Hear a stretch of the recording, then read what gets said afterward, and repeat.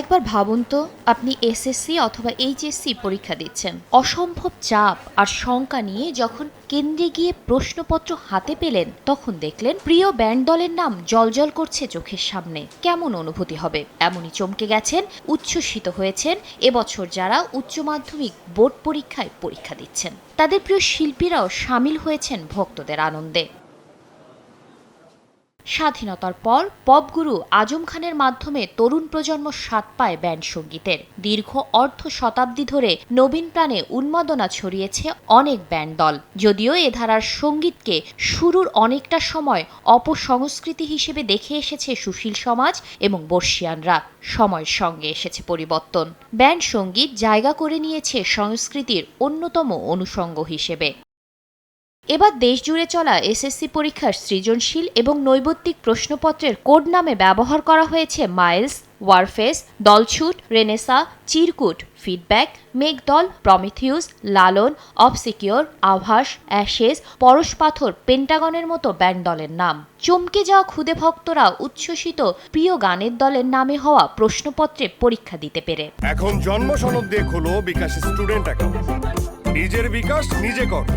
প্রশ্নপত্রটা পেলাম, তখন দেখি প্রশ্নের সিকিউতে ক খ গ ঘ সেটের জায়গাতে আভাস, লালন এগুলো লেখা ছিল। এগুলো দেখে আমার অনেক ভালো লেগেছে, কারণ আমরা হচ্ছে বাঙালি, আমাদের ইতিহাস ঐতিহ্য সব কিছুর সঙ্গে সঙ্গীত অতপ্রতভাবে জড়িত। তো এই জিনিসটা উঠে এসেছে, এটা আমার অনেক ভালো লেগেছে। আমাদের সেটে নাম ছিল আভাস, লালন, এরকম বাংলাদেশের যেগুলা ব্যান্ড মিউজিক আছে এগুলার ব্যান্ড নাম ব্যবহার করা হয়েছে। যেহেতু আমিও একজন সঙ্গীত পরীক্ষার পুরো সময়টা আমার দারুণ কাটছে। শিক্ষা বোর্ডের এই উদ্যোগটা অত্যন্ত প্রশংসনীয়। দেশি বিদেশি অনেক ধরনের গান শুনে থাকি, কিন্তু এই দেশি বিদেশি গান শোনার মধ্যেও আমরা যখন বাংলা গানটা শুনি, এই লালন, আভাস এদের যখন শুনি, তখন আমাদের এটা অনেক আমাদেরকে অনুপ্রাণিত করে। আর এটা হচ্ছে আমাদের সৃজনশীল প্রশ্নে যখন আমরা সৃজনশীল কোনো কিছু ব্যবহার করি, তখন সেটা আমাদেরকে আরও অনুপ্রাণিত করে। আর আমরা সৃজনশীল প্রশ্নে এই ধরনের লেখাটা এরকম লালন, আভাস এইসব দেখে আমরা অনুপ্রাণিত হয়েছি। শিল্পীরাও ভক্তদের সেই উচ্ছ্বাসে সাড়া দিয়েছেন সামাজিক যোগাযোগ মাধ্যমে। অনেকেই প্রশ্নপত্রের ছবি পোস্ট করে ব্যান্ড সঙ্গীতের দীর্ঘ সংগ্রামের কথাও তুলে ধরেছেন, ধন্যবাদ জানিয়েছেন ভক্তদের। সময় সংবাদকে কয়েকটি ব্যান্ড দলের শিল্পীরা বলেন, বাঙালি তরুণদের অনুভূতিতে ব্যান্ডের গান কতটা জায়গা করে নিয়েছে এটা তার প্রমাণ। শিল্পীরা মনে করেন বাংলা ব্যান্ডের জন্য এ ঘটনা মাইল ফলক হয়ে থাকবে। খুবই সারপ্রাইজিং এবং খুবই ভালো লাগছে। এটা মনে হচ্ছে যে আসলে আমরা কিছু ভালো কাজ করেছি বিধায় হয়তো আমাদের নাম সহ অন্যান্য ব্যান্ডের নামগুলো এসছে। আসলে খুব ভালো লাগছে।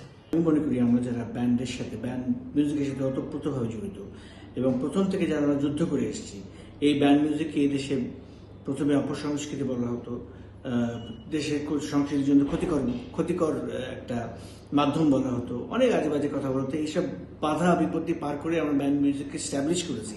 আমরা যারা করেছি, আমাদের আগে যারা ছিলেন, মাকসুদ ভাই, তপন ভাই, নকিব ভাই, ওনারা আরও জানেন ব্যাপারটা। তো এটা আমাদের জন্য একটা বিরাট বড় জয়, এটা একটা বিরাট বড় মাইল ফলক। কারণ জাতীয় একটা পর্যায়ে ব্যান্ড মিউজিকের ব্যান্ডের নাম ব্যবহার করা হচ্ছে, এটা আমাদের জন্য একটা বিরাট পরম পাওয়া এবং বিরাট বড় জয়।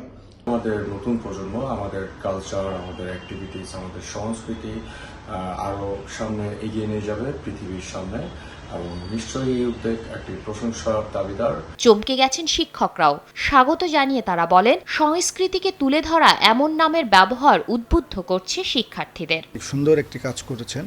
পাশাপাশি আমার তাদের কাছে নিবেদন থাকবে এবং আমি মনে করব যে তারা এটা নিয়েও চিন্তা করতে পারেন যে আমাদের দেশে যেমন প্রতিযশা শিল্পী, তাদের নামেও যাতে ভবিষ্যতে এই প্রশ্নপত্রের নামকরণ করা হয়।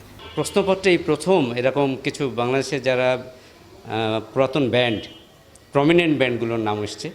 এটা আমার কাছে খুব ইতিবাচক বলে মনে হয়েছে। অনেকের মধ্যে অনেক প্রতিক্রিয়া থাকতে পারে, কিন্তু নতুন এই বিষয়টিকে আমি ভালোভাবেই দেখছি এবং স্বাগত জানাচ্ছি। আমি বিশ্বাস করি যে এটাতে একটি নতুন দিগন্তের উন্মোচন হবে। শিক্ষা বোর্ডগুলো স্বাগত জানিয়ে বলছে, প্রশ্নপত্র চিহ্নিত করার জন্য বিজি প্রেস এ ধরনের কোড নাম ব্যবহার করে থাকে। এতে শিক্ষা বোর্ডের কোনো ভূমিকা নেই। বিজি প্রেসের মাথায় এটা কাজ করেছে যে তারা প্রশ্নটা হাতে নিলে একটা নিউ ভাইব, এক ধরনের তারা ইতিবাচকভাবে প্রভাবিত হতে পারে, মনটা উৎফুল্ল হতে পারে, সেটাও হতে পারে। যার কারণে আমরা দেখি যে বাংলাদেশে কিছু অত্যন্ত জনপ্রিয় ব্যান্ডের নাম ওখানে আছে, যেমনটা পশ্চিমবঙ্গেরও কিছু কিছু ব্যান্ডের নাম ওখানে আছে। এইচএসসি ও সমমানের পরীক্ষা শুরু হয়েছে 1 জুলাই থেকে।